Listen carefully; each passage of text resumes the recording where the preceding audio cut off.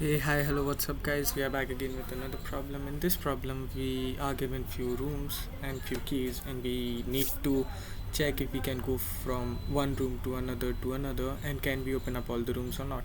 So, let me clarify the problem. We are given a list of lists, and that list contains number of keys in a particular room. So, imagine there's a huge hallway, and there are rooms numbered from 0 to n, and what we are given is we can access room number 0, only 0, and in room number 0 we'll find a set of key, maybe one, maybe two, but we'll find some maybe 0. It's possible that we don't find any key there, but I don't think they will give us 0 in room number 0, because that's our gateway to other rooms. So what we want to do is we want to go into room 0, check the number of keys. Let's say we find a number of key to room 3, then we can go to room 3, unlock the room, we can go into the room, and we'll find another set of key.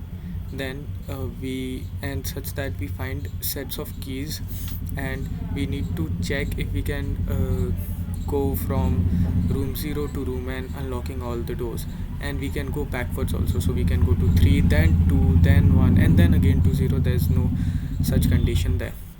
So let's take an example.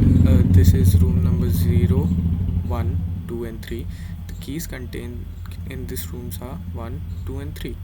So what we do is in room number 0 we find the key to 1, room number 1 we find the key to room number 2, room number 2 we find the key to room number 3, room number 3 we found nothing, but since we are able to go all in all the rooms, we are done.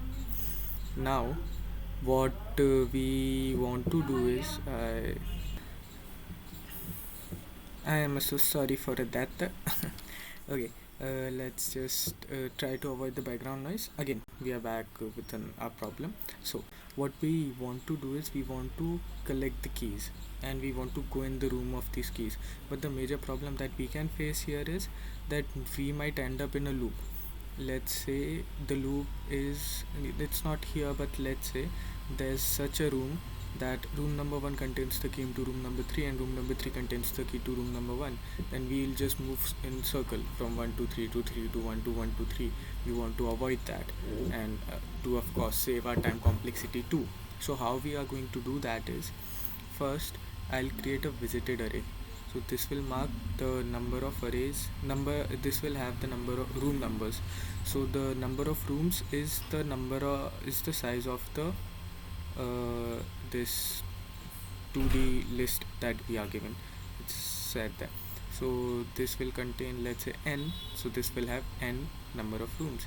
So we are allowed to visit number of room number 0. So I visited room number 0.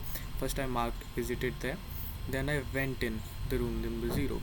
So in room number 0 I added the key, all the keys that I found. Now while my queue wasn't empty, what I did is I pulled out the first key that I found in room number 0. Let's say I found key number 3. So I pulled out key number 3. I went to the room key that is opened by key number 3, that is room number 3. I went to room number 3. I checked if have I visited this room before or not. If I haven't visited this room before, then only I'll open the room, I'll grab another key, and I'll add it to the queue.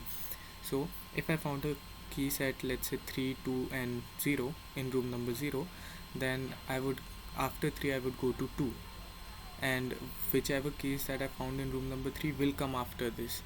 And because of this condition that it should be false, that I haven't visited it, I would always be safe that I am not revisiting it. And if I haven't visited it, I'm going to visit it, so I first mark it true, then I visit it, add all the keys, and that's it. And in the visited array I check if have I visited all the doors or not. If I visited all the rooms, then it's true. If I haven't visited even a single room in that, it's false. And that's pretty much it for this video. That's a really easy, simple question, and I hope you were able to understand my approach and my solution. Thank you so much, guys.